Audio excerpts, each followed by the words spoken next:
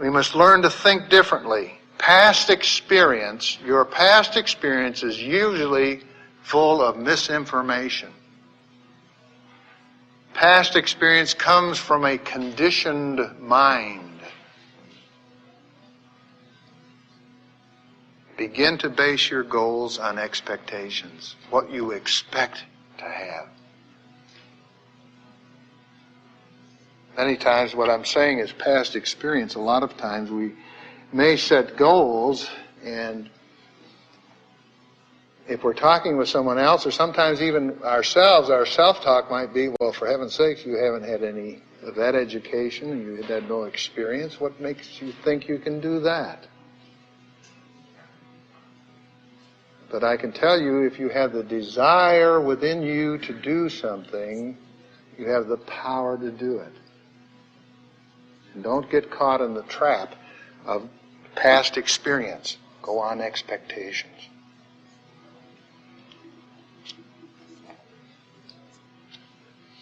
So your choice is the first step in setting the goal, and so the first two steps, and there are 4, the first 2 steps, number 1, is get clearly in mind exactly what it is you want. Get clearly in mind exactly what it is you want. We can boil that down to one word, thought. And the second step is develop that strong conviction that it's already yours. It's in the now. You're living in that goal completed right now. And that's the feeling step. Remember that every time you set a clear goal, you set in motion the entire machinery of the universe for the purpose of causing your goal to become manifest in your experience. Now let's talk a little bit about desire. What do I want? And this is where the majority of people fail in the goal-setting process, because they just don't know what they want. And in many cases, are not sure if their desires are right for them. How do you test that? How do you know? On page 55, he gives an excellent formula for that. How to test your desires. It's in 4 parts.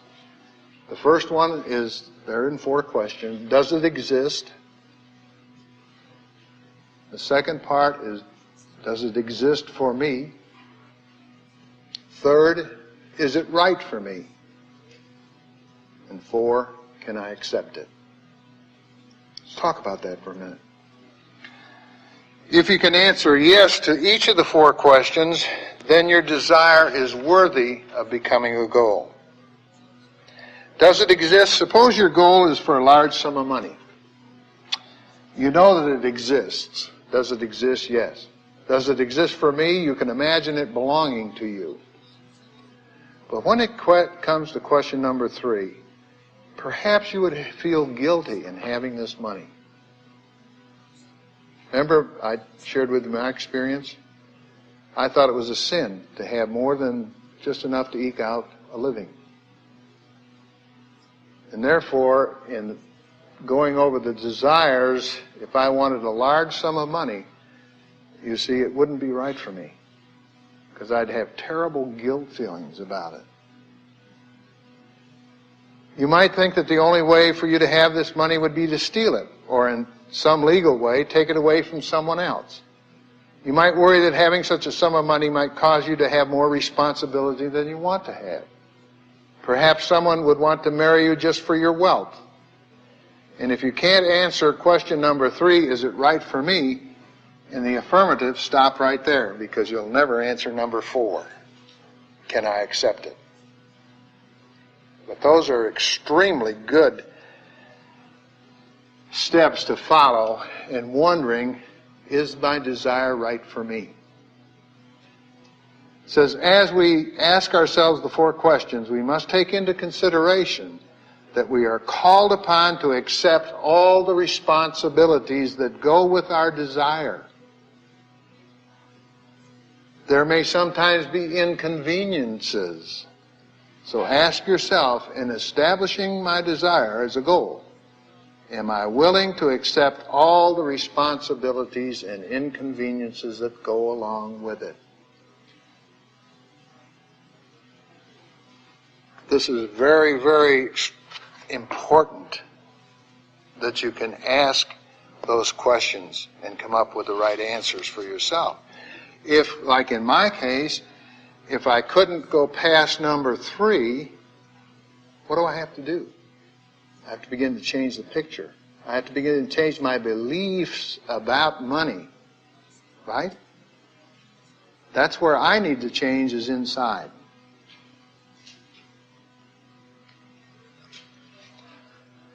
Remember this, setting and achieving goals is done in 2 parts. Remember the inner preparation and the outer preparation.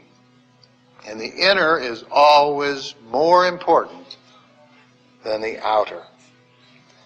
Now there are 3 forms of expectation.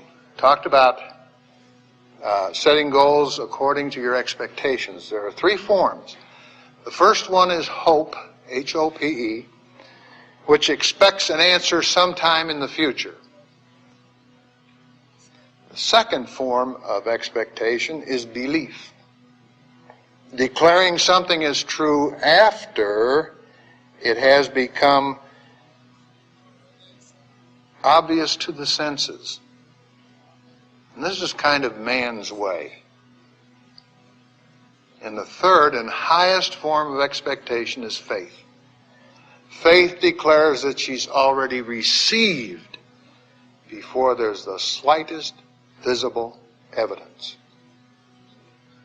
And this is God's way. Faith declares she has already received in the now. Even before there's any visible evidence out here, is to capture that feeling of already receiving the goal that you want. That's emotion. Pardon? Belief, declaring something is true after it becomes obvious to your senses, your 5 physical senses. By goal setting, you are developing what you want to experience by first creating it in consciousness, in your mind, in thought and feeling. See, we create it there. Then the mental equivalent of that picture will tend to reproduce itself out in your experience. So does it make a difference what you think? You better believe it. What was Dr. Don's first book? Your thoughts can change your life. And they do. How do you know if your goal is realistic? Well, on page 101, he covers that too, and he comes out with some very good ideas. Because a lot of people want to know, well, gosh, is my goal realistic? He says goals that do not conform to the laws of life are unrealistic goals that are not going to be realized. For instance, if I were to have as my goal walking on the moon and had no intention of becoming an astronaut but relied solely on some handmade wings I made in the basement, I would have an unrealistic goal. But he says a person who has a poverty consciousness, think about what I told you about myself, a person who has a poverty consciousness all his life and sets a goal to be a multimillionaire in a single bound, you see, is completely unrealistic. It's too far a jump from a belief in poverty to absolutely the belief gone and you're now experiencing in one leap lavish abundance. It's too much. We have to take it in stages, you see. Be realistic about it. A realistic goal is one that the goal setter can believe in and accept for himself. And go right back to the law of goal achievement. That which you can conceive of, get the idea of, believe in, and confidently expect, which is the faith, for yourself, must necessarily become your experience. It is a law of our thinking that our subconscious mind tends to reproduce in our outer affairs that upon which our conscious mind most vividly dwells. See, we're saying the same thing.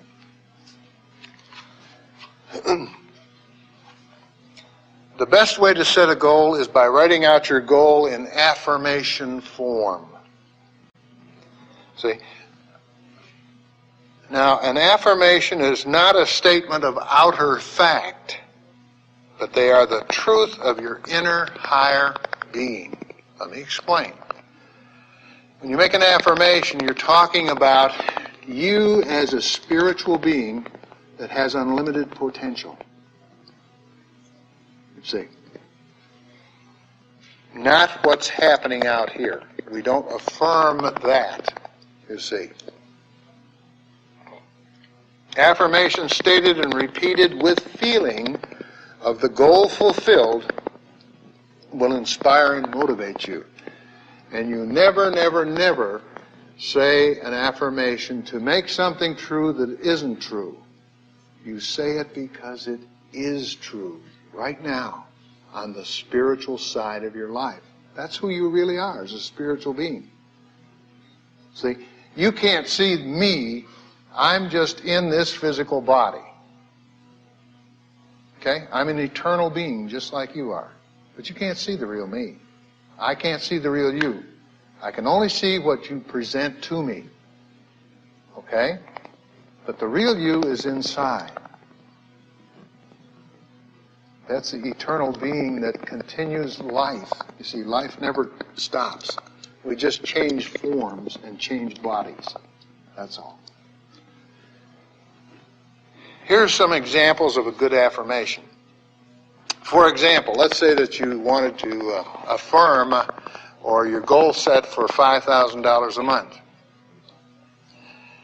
And a good affirmation would be, I am now earning $5,000 each and every month. Now, right now. See? Even though it hasn't come to pass yet. I am now earning $5,000 each and every month, and I enjoy the feeling of excitement and power. Being able to pay all my bills, buy anything I want to buy, and invest in the exciting projects I choose. Notice the trigger words that, for me, trigger emotion. And that's, you've got to build a feeling in this affirmation that will trigger and generate emotion within you. Feeling of excitement, power, pay all my bills. Those, to me, are exciting terms. Use your own. Don't use mine. Because it's important that you use words that trigger emotion in you. In some of my affirmations, I'll use the word God. In other words, it doesn't fit for me. It doesn't do anything for me. I might use spirit. I might use infinite intelligence. I might use divine mind. Okay? Or I might use some other term that generates excitement and enthusiasm when I say the affirmation, because the feeling part is critical. And seeing it in the now is already done, and you're already there. We talked earlier this evening with some people that were thinking about moving to another state, for example. Well, the answer is that you begin to picture and build that picture in your mind as already being there. Right now. You see? And you will tend to move toward and become like that picture which you hold in your mind. But it's important, it's critical, that you get the feeling for that and can believe it and have faith that it is done already, even though it hasn't appeared yet. Supposing you want more or better social mobility, an affirmation might go like this. It is easy for me to treat everyone I meet with love and courtesy because I have that deep feeling of warmth and love for myself. See, we all need to love ourselves. And who is ourself? The spiritual being that's a part of God, the Christ. See, we say in unity, I behold the Christ in you. That means I see you as a spiritual being. whole, perfect, and complete. And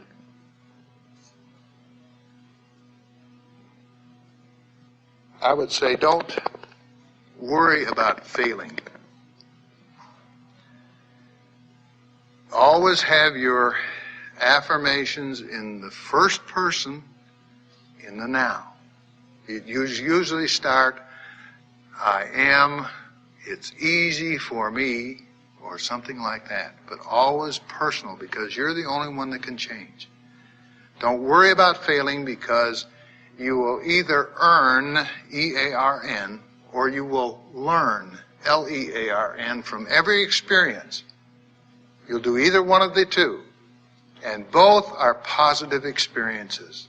So take the word failure out of your vocabulary. You just don't need it any longer.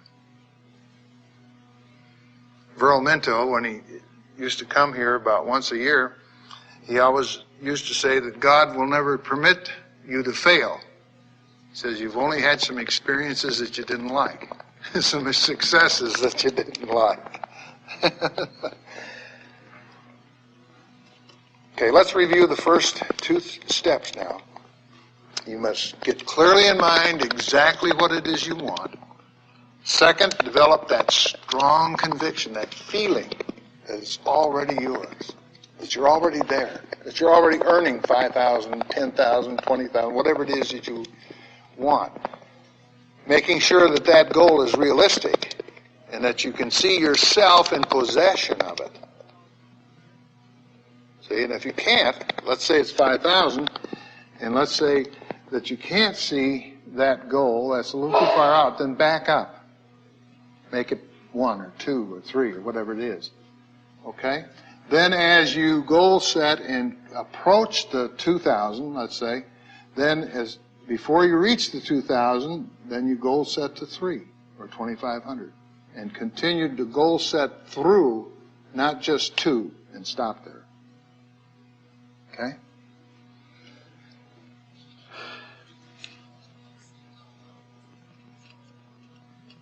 Of all the beautiful truths pertaining to the soul which have been restored and brought to light in this age, none is more gladdening and fruitful or divine promise and confidence than this, that man is the master of thought and the molder of character and the maker and shaper of condition, environment, and destiny.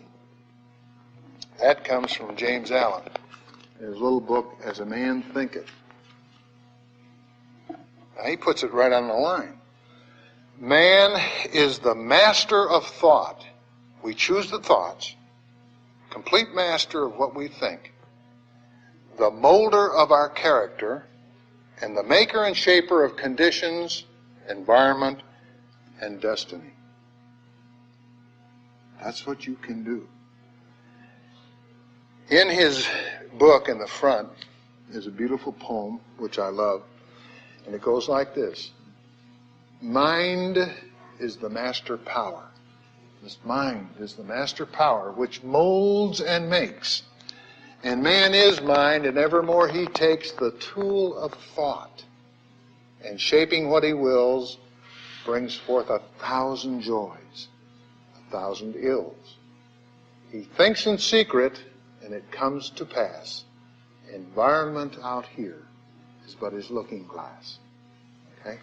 It's a mirror of what's going on in here. So if you don't like what's going on out here, get back inside of yourself and there make the correction. Okay? Now let's talk about the other 2 steps.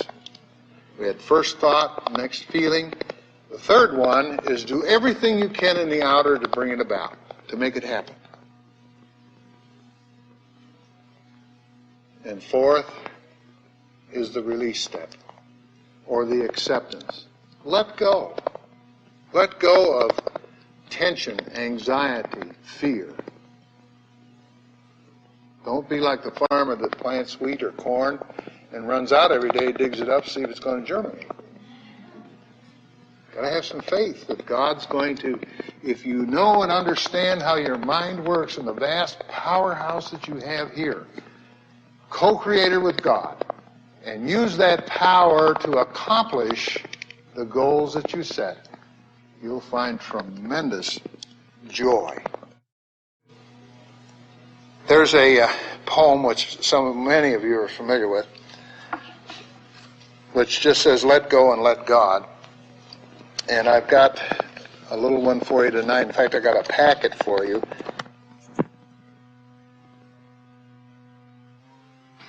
As children bring their broken toys with tears for us to mend, I brought my broken dreams to God because He was my friend. But then instead of leaving Him in peace to work alone, I hung around and tried to help with ways that were my own. At last I snatched them back and cried, "How could you be so slow?" "My child," God said, "what could I do? You never did let go." So remember that. I'll give you a copy so that you can learn to let go and release and accept, and let go of tension, anxiety, and fear about your goal, about it being completed, and just know that it is completed. You have the joy of watching it unfold in the outer. On the back of that card is some very good advice. Decide on an appropriate solution, then keep your mind on the solution, not on the problem. Okay?